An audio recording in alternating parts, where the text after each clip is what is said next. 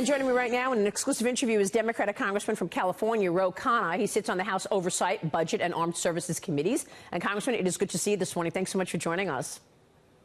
Thanks for having me on, Maria. Let me kick it off with your reaction to the president as well as what you're anticipating from the Mueller report, Congressman. Well, I would say on China, the president's facts are just wrong. We had a report recently that we have an $891 billion trade deficit with China. It's the largest in our 243-year history, and that's because the tariffs haven't been working. And I know he knocks the Green New Deal, but really we have a green energy race with China.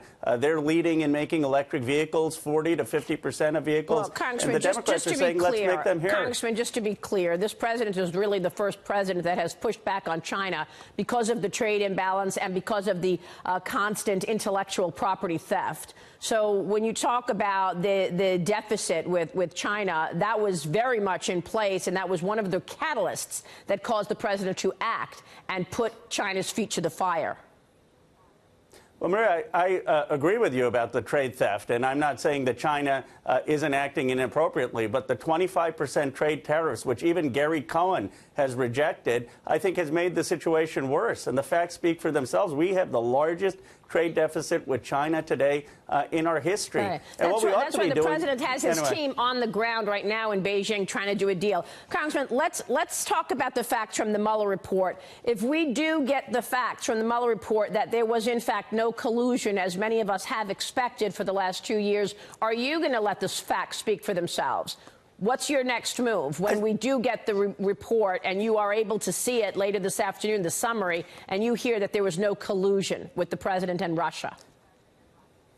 Well, I heard my colleague John Ratcliffe earlier. We passed a bill together. He voted part of 420 to 0 to make the full Mueller report public. So that should be the first step. Second, the Mueller report has a lot of indictments of Russians who have interfered. So right, but putting that's not aside collusion. the collusion, Just to be clear, that wasn't collusion. Sure. There's no collusion, Congressman. Is that a fair statement? No collusion?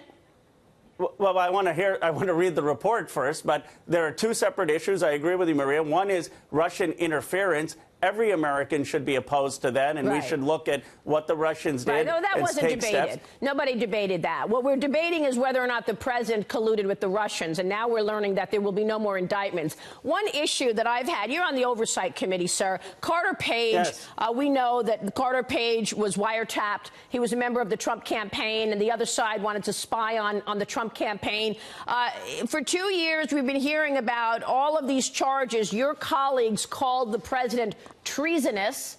Carter Page was never charged. So he was wiretapped but never charged. Does that bother you that all of this, euphoria around Carter Page, and yet the guy's walking around, he never did anything wrong?